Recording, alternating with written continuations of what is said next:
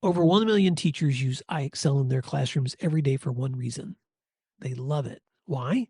iExcel is where the magic happens. With just one platform, teachers can personalize learning for every student. iExcel gives teachers all the tools they need to enhance and differentiate instruction without adding work to their plates. Plus, iExcel has decades of expertise and has proven to be effective. Studies on more than 70,000 schools across nearly 50 states show that those who use iExcel outperform others on state tests. Ready to bring the magic to your school? Visit iexcel.com/PM to learn more. You're listening to Monday Matters, a Principal Matters podcast production. Hi, friends. This is Will Parker back with my co host, Dr. Jen Schwanke, for another Monday Matters. Oh my gosh, Jen. So many people I'm talking to right now in June are done, and others are like, no, I have a month to go. And then, of course, anyone who's listening on the other side of the globe or outside of the U.S., you're probably wondering why we are always talking about the end of school. And you're like, that's not us. But if you're listening today, I want to just kind of preface this week, instead of you and I sharing some current thoughts, I'm going to be sharing an interview I did with another mastermind. The Palo Alto High School team is one that I've worked with now with their principal, Brent Klein, for 6 years, and with their team for the last 5. And there's been a couple of leaders who have transitioned out since then. But Jen, this is just a wonderful group of leaders that reflect together on what it means to be a part of a collective group. But as we before we step into that interview for this Monday Matters, I know summer's just around the corner. I know you're experiencing graduations. You're also getting ready to travel, aren't you, to someplace wonderful? Well, on Wednesday, I'm going to Deerfield, Illinois to work with their leadership team. Oh, They've just wrapped up their school year as well. And so we're going to spend a day just kind of at a leadership retreat, working through the intersection. This is I'm calling it a 3-legged stool, the intersection of trust, conflict, and culture. Oh, and I would be remiss if I didn't say where I'm going to be June 10th and 11th at the Texas Association of Secondary School Principals Summer Workshop. And so if there's anyone listening who's going to be there for that, please reach out. You know I'd love to do coffee with you. And heck, here's my cell phone number. Ready? 918-698-3770. Text me and let's get together. So Jen, I know everyone's going to enjoy our friends from Palo Alto. So until next time, thanks for doing what matters. We'll talk to you soon. Hi, friends. This is Will Parker back with another episode of Monday Matters. I'm going to bring a conversation to you today that is recorded with a group of leaders from Palo Alto High School. This is a mastermind that I've had the opportunity to work with now for several years, and I want to go around the table and have each of them introduce themselves. And then we're going to talk about how this collective work together has influenced their own leadership development, how they work with one another, and how it translates into the way they work with teachers and students. I get to see the table of leaders here. And if you're looking at the video version of this, you may see them too. But I'm going to begin by just asking each leader to introduce themselves with their name, what their role is at Palo Alto High School, and how long they've been in education and at Pali. So Jerry, I'll begin with you. Oh, I'm Jerry Berkson. I'm an assistant principal. This is my 26th year in education. It's my 20th year here. I run the budget, facilities, problem solving on a daily or minute by minute basis, and love my job. Hope to keep going for a few more years. Thanks, Jerry. Rebecca. My name is Rebecca Shan Lawrenson. I'm also assistant principal here at Pali. This is my 26th year in education as well. My second year here at Palo Alto High School as assistant principal. I oversee curriculum and instruction and counseling, all things fun. Lots of students and lots of teachers all the time. Thanks, Rebecca. Brent. Hello, I'm Brent Klein, principal of Palo Alto High School. This is my finishing up the 6th year, as the principal. Been in the principal role for, about 23 years now. And then you add some years teaching, so I've been in it for a while. You have been in it for a while, Brent Klein. Yeah. And if anyone recognizes Brent's voice, it's because he's been a guest on my show previously. So welcome back, Brent Klein. Thank you. LaDonna? I'm LaDonna Butler, and this is my 5th year here at Palo Alto High School as an assistant principal.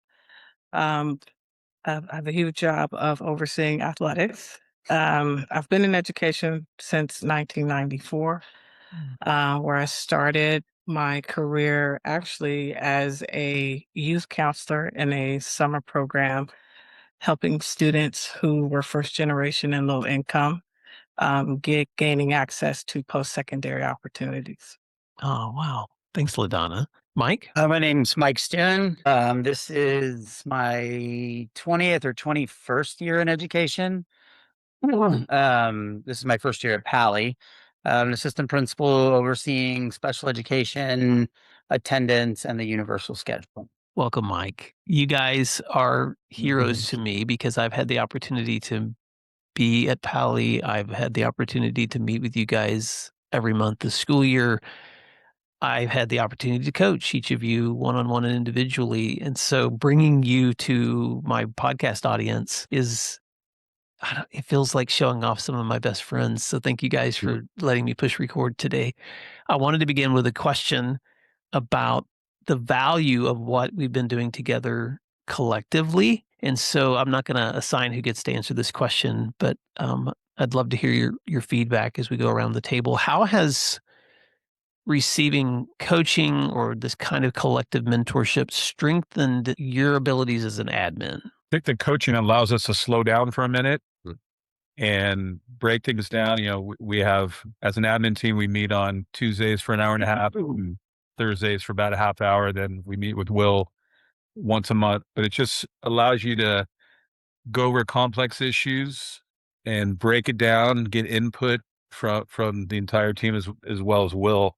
We're so busy during the day that you can't just have a huddle and discuss an issue. So it's a great time to really think about things. Thanks, Jerry. You guys are meeting weekly together, and then you generously pull me in to the time when you're together. And so when we have this hour, I just feel really blessed that I get to listen in to the conversations. And so for you, Jerry, that slowing down option gives you a chance to take something complex and try to figure out what to do next. Other thoughts? How have these times together strengthened you? I think connected to what Jerry said, I'm just a big believer that disagreement, discourse, whatever you'd like to call it, leads to better solutions, because the person who's sort of either proposing the problem or is frustrated with the situation has usually been ruminating on it for a while. And then they come into it with a bias or again, a frustration. But then having to explain yourself in a safe place with, four people you trust and that are competent to help you see different perspectives, to help you think through whether it's a problem or an issue or even something on the positive end of things, but help you think through it differently. I've just always been a big believer that discourse actually, disagreement leads to better solutions. And this is just kind of a structured way in which that takes place. What I appreciate about that, Mike, is you guys are unique in comparison to a lot of the masterminds I lead, because I lead masterminds with groups of leaders that are maybe in different schools and they pull together regularly. I also lead masterminds across an entire state, for instance, in Ohio, of leaders that pull in together. I have some groups that across a district, their leaders will pull in occasionally for this kind of feedback and collaboration. But you guys, as a building team, man, you know each other. You're not just seeing each other at meetings once a month or a couple of every weeks. You know each other. You have intimate working relationships. And so that healthy conflict, what I hear you saying, Mike, inviting that feedback and being real with each other. I appreciate watching you guys do that too. Other thoughts? What are ways that these kinds of collective conversations have strengthened you? I would say it's almost therapeutic, right? It's a space where we can actually be real, and disclose our genuine thoughts. And, because our jobs are extremely challenging. It's not challenging every other day. It's challenging the moment that you step on this campus, and you have to be prepared for, whatever walks through your door. And that's not always easy. And it's always a lot to process when you're someone who is, you're being relied upon to not only, provide academic, pathways for students, but you're also a part of their lives, right? So whatever is going on in their lives, you have to be ready and prepared to absorb that, right? And Yeah. so this is our opportunity really to talk about some things that we're going through, decisions that need to be made, that aren't always black and white. And so we're able to bounce those ideas off of one another, get your opinion on how things are, how the table is set and what options are available to you. And it's important to be able to spill out what you're really thinking and how you're feeling so that you can then present yourself in a way that's going to be supportive to whomever is in front of you. Wow. Thanks, LaDonna. We're recording this in your last 12 days of school. So you guys are in the heat of the final few days. And I so appreciate what you said, LaDonna, that leadership is always challenging every day. There's never a day when it's not. But the other thing I appreciate about what you said is if we're going to influence the heads, the academics, and the hearts, those relationships of students, we got to be centered. And how do we get centered means we pull together and reflect on the decisions we're making. And this is just one of those places where you can get recentered for that really hard work you're going to step out and do throughout the school year. Other thoughts? How have these times together strengthened you? I was going to use the word therapeutic as well.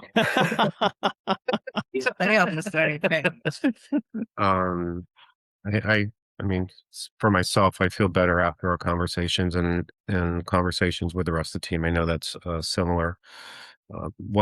We interact with lots and lots of people every day, and um, you're always you're just finding yourself gauging the level of trust and openness that you can engage with our community and our staff and our students. The one thing we have going here is that it's a trusting conversation from the beginning to the end.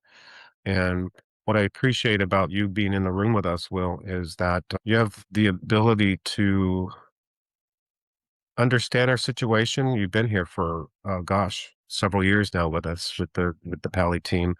And so I think you know more about what we experience. And then you ask us the tough questions for us to ponder on what is actually the issue and how can we work together as a team to to resolve any sorts of situations or to create a better plan than we had before. And so that's the just I think of our experience.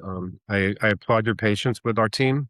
We have a lot of think time and wait time in this team, and but that's just because there's a lot to think about as we bring in the solutions and some of our ideas. You guys are amazingly thoughtful. And I keep laughing at that word therapeutic because I'm pretty sure, Jerry, you were the first one that ever said that to me when we were setting. I don't remember the context. I just remember one time you're like, yeah, I need to schedule my principal therapy. And I was like, Jerry, I'm not a therapist. I I like to coach, but anyone listening to these conversations, if you want to reach out to me for one-on-one coaching, I am available for that, but I am not a licensed therapist. But what I hear you saying though, Brent, is that just like we find ourselves getting clarity when we have someone on the other side of us who can provide that, for you guys being able to really center in on what's the core issue that we're trying to solve here, and then how do we walk away with some really clear action steps. Because each time one of you brings a hot seat issue, it's only one of the many that are happening, that are swirling around you all the time. Rebecca, what are you thinking about when it comes to how these times have strengthened you? The word that came to my mind was intentional. I think that a lot of times when we come to this table and we're talking about all the different things that are happening, I think like we're talking about it, it's refocusing to what really is the core challenge that we're having, and we're intention, and it helps me leave the room being more intentional in my communication with whomever I need to be communicating with, so that they understand where we as leaders are coming from, right? They're the boots on the ground. Students are boots on the ground. Teachers, parents, we're serving all of them, and how do we serve them the best that we can, and being intentional with our communication is really helpful in letting them know where we're coming from. Thanks for saying that, because that's where the action happens when you step out of this office and into the classrooms and with the conversations and the teachers you're supporting. The second question I wanted to ask you guys is collectively, let me just say this first before I ask the question. I work with a lot of teams. Some of them I see the strengths and the collaboration, the unity that you guys have, the openness, and that's not without what Mike mentioned either, the healthy conflicts you can work through. But I'm just curious how working on a team like this challenges you or supports you or even holds you accountable in the kind of work you do. It was once you leave this office or this building and you're going out to the greater Cali community, you never know what to expect or who's going to say something or what the conversation is. It's almost like you're walking out there with your shields up, just because you're constantly having to protect who you are and what you believe in, because sometimes that gets skewed. What I like about being in a conversation with this team is that our shields are down, and our how would I say, our who we are, our character is wide open. And I think that it's not just about professional relationships, it's about personal relationships, about understanding that we have lives outside of this and that we need to be aware of that, and to constantly um, s- be supportive of each other. But since we're also here in honest conversations, we're able to ask the hard questions as well, and to expect the hard responses, the true grit of what we're trying to get to the bottom of or trying to understand. You never have to second guess what you're hearing, because you know you're going to be hearing the truth. And Brent, you know me, I'm going to want to steal those analogies because I'm already just thinking about like this could be a whole separate conversation. Like, when are the times when leadership requires you to have your shields up? And when are the times where you have the kinds of relationships where you could take the shields down? And man, teamwork. I thank you for that. That's such a great visual of recognizing these are my people where I can pull the shield down, and we can really get real before we go back out and do the hard work, where sometimes we need to pull them back up.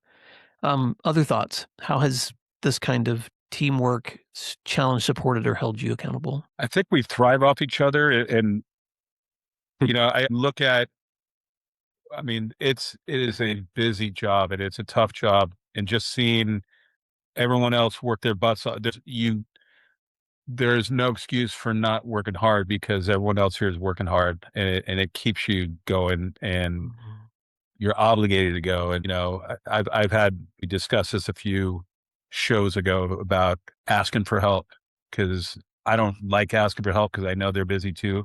But that was huge for me actually when we discussed it, because it took a load off my brain. So it's definitely, knowing that everyone else is working hard makes you work hard. Yeah.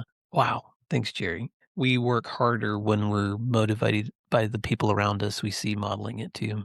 So here's my third question. How, when you think about this collective energy you guys share as a team, the intentional times that you pull together, you problem solve, you get focused, you move forward.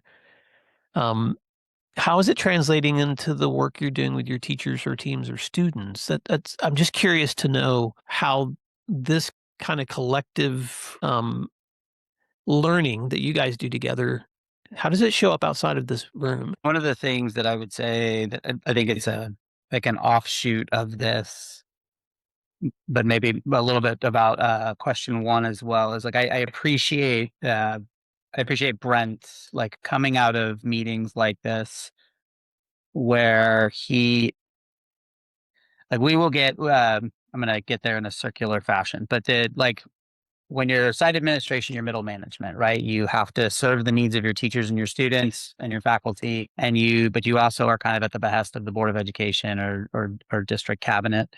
And for I have experienced situations in my career across multiple high schools where the principal just, is sort of given a directive and isn't really thoughtful about like pushback.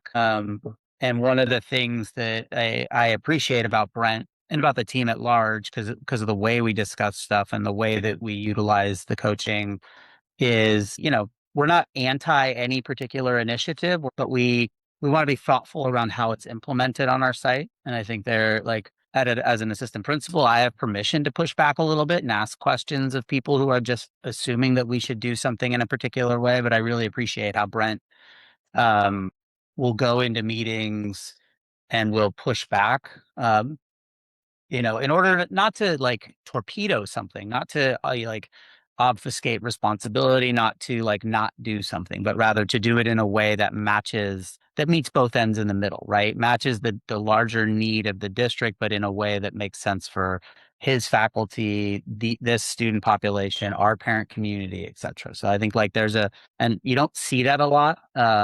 You will see people who, whether it's out of like inexperience or fear or just like not being a great leader, can't recognize those moments in order to like facilitate that. Okay, Mike, thank you for saying that. And it's just going to cause me to say something directly to Principal Matters listeners. So I'm going to be as direct as I can be too, even though I like to give context. So you might be leading a team that's as large as this one. You might be leading a smaller team. Everybody's a part of some kind of team. And for any leaders that are listening, I just want to just hone in on something Mike just shined a light on, which is this. Your ability to lead whatever that team is that you have is going to be a microcosm of how you're leading in those other spheres too. And what I just heard you say, Mike, that you appreciate about Brent's leadership, and I do too, is that as a middle manager, which is what school leaders are, you have to be able to take hard decisions and ask, how are they going to affect my fill in the blanks, my relationships to the board, to the central office, to my own admins, to my teachers, to my students, to my parents, and the same dynamics that I use for this team to come to good decisions is I have to go translate that into other places too. When I sit down with a group of kids, or when I sit down with a group of teachers, or when I'm leading a PLC, or when I'm representing my school in an admin meeting. So Mike, that could be a whole nother conversation too. So thank you for saying that. What a great way to see what you're doing together being translated out in the spheres of the people that you're serving. Brent, can I just put you on the spot? Sure. You've been a guest on the show, so some listeners may recognize your voice from when you brought some students to the same mic, because you have been translating this work into the work you do with students. In fact, when we go through our norms each week, one of the norms that we set this year, in addition to all the other ones, was the commitment to dismantle our own personal power by building the capacity in others. And so can you talk to listeners a little bit of how that's translated into the work you're trying to do with students as leaders? Sure. So you're referencing the Principal Advisory Committee, which is we'll call it PAC. In fact, we have our last meeting of the school year today, and I'm excited to just congratulate them. It's been a great year. The biggest reason is because I let go of what I thought was my responsibility to lead that group as well. I learned that students in the group are absolutely capable of understanding the needs of the school through the eyes and ears of their peers, and to orchestrate some meaningful conversations and meetings and asking hard questions to the rest of the group in order to share their knowledge and opinions in a more formal way. And so it's been great letting go, and I've learned more this year than ever from the voices of our students in that world, just because I think they feel that they have created that space themselves. And it's been a very unique experience. It goes beyond that as well. Although you might, as a student, might not see this or know this, but I'm constantly trying to have my ear to the ground and listening to what students say and see what they do and anticipate what they want. But as an adult, we don't always get it right. And as we move next year, an initiative for some mental health training for our entire student body. Although as an adult, I believe what is correct. And as I talk to other adults, you get affirmations rather, on what you're thinking. But it's not until you bring the kids in the room do you actually get the exact knowledge and understanding. And so I want to put kids in, not in charge necessarily, but I want their voices to be heard and their thoughts to be encouraged and included in how we develop our learning experience for students for next year in terms of mental health. And We have a group of students, Bring Change to Mind. They're called, it's a national organization, but it's a club here for 10 years, focusing on mental health initiatives and how to encourage students to understand that who they are is okay. And with the encouragement, I think, of this club and the officers, I'm hoping uh, to combine forces with the PAC next year so that we're absolutely guaranteed that student voice is heard and it's seen through what we do with our students next year. Thanks, Brent. Thank you for saying that, because your initiatives with student leadership development have become a model that I share with a lot of other leaders, and I point them towards what you're doing often. Let me say this, because we're going to wrap up soon, and then I'm going to ask each of you to just share a parting thought of advice or something you may want a leader to think about in their own practice. But it would be impossible for me to collectively brag on everything you guys do comprehensively, but I'm just going to say some things out loud that I've loved watching you build. I've loved watching you guys in your commitment to wellness. Not a lot of schools commit as many resources and people to the wellness of students as you do. I loved watching you lead listening sessions for teachers when they have something they need to really vent about or unload. You guys open up the doors. I've loved watching you, LaDonna, I'm going to brag on you, hone the athletics and opportunities that students have across the board and to streamline the systems. I've loved watching the way you guys have each taken responsibilities for teams, for MTSS work, for PLCs. There's so many things that you guys do that are more than just being quote unquote an assistant principal or principal. You're managing all of these needs constantly. No one does it perfectly, but I know from watching you that your commitment to bringing those issues to one another, getting clarity, and then moving forward with something actionable has incrementally gotten you stronger and stronger each year, even as some of your team members have changed over time too. So thank you for that commitment as a team. What's one thing you would just tell a leader to hold on to? Maybe they're listening to this as they're getting ready for summer, but what's a piece of advice or a word of wisdom that you would share with another leader listening as they think about their own work, or maybe they even think about the need to lean into other people like you guys have done this year? So I'll go around the table and start with Jerry. Communicate so you avoid assumptions on the other side. Communicate so you avoid those assumptions. I love that. Rebecca? Jerry took mine. Oh, that was way too deep. No. I was going to say communication is really important with your team as well. So I'm Thanks, going to keep. Rebecca. Did you want to add to that because I interrupted you? No. Brent?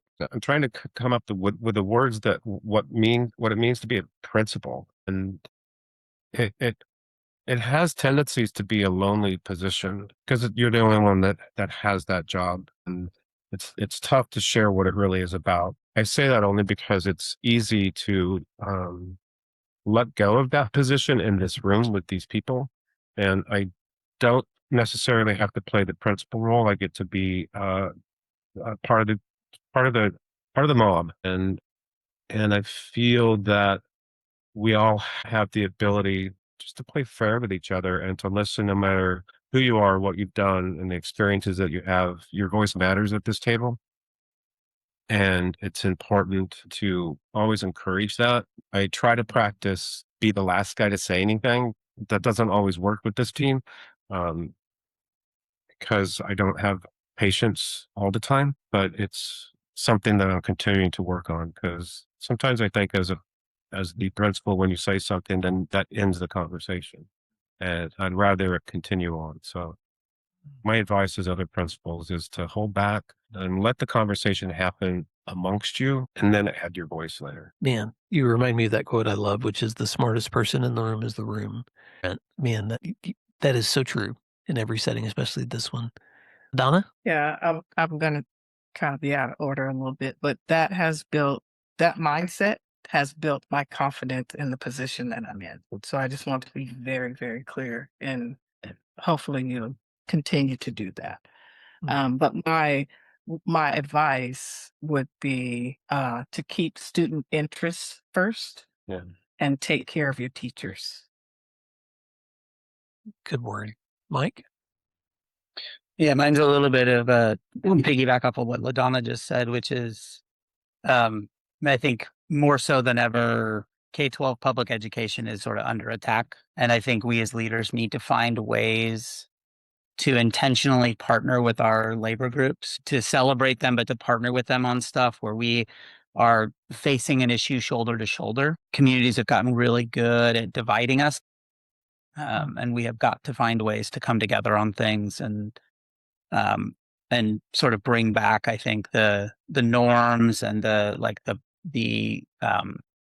prestige that it is to be a teacher. We've sort of lost our way. So to the leaders out there who are running schools, I would say, like, find ways to both celebrate and partner up with your labor groups. Good word, man. Thank you, guys. So as we wrap up, I just want to say to each of you, thank you for your leadership and your commitments to not making assumptions. I'm going to repeat what you guys just said. Being clear in your communications, making sure that you don't assume that you're alone as a leader, but you build trusting relationships with your teams, that you keep students and teachers' interests first, and that you build the kinds of relationships with others where we're supporting each other through this work, because it's hard. So collectively, we need to have each other's back. So Jerry, Rebecca, Brent, LaDonna, Mike, thank you for your commitment to Palo Alto, and thank you for your commitment to learning together. And Principal Matters listeners, thank you for letting me introduce my friends to you today. I will be putting the contact information for Palo Alto High School in the show notes. So if you're listening to this and you're like, I want to hang out with these people, they'll respond to your email. So reach out and let them know. I'll also put a challenge out there, maybe another team out there, similar in size or dynamics. Sometimes it's fun for teams to meet teams. So if you've ever thought about doing a school visit or a team Zoom, this might be the time to reach out to my friends at Palo Alto High School and make something happen. Like Mike just said, let's support each other in this work, because nobody's doing it alone. So thank you, friends, and I hope you guys have a great day. Thanks. Thanks, Will. Find free resources like this one at williamdparker.com. Subscribe for our free weekly newsletter, which contains bonus material, and also check out the links for Grow Academy's masterminds, executive coaching, and keynote presentations for my books, as well as from Principal Matters Associates. You can find out more under our speakers tab at williamdparker.com. Thank you for learning together, and thank you for doing what matters. Monday Matters.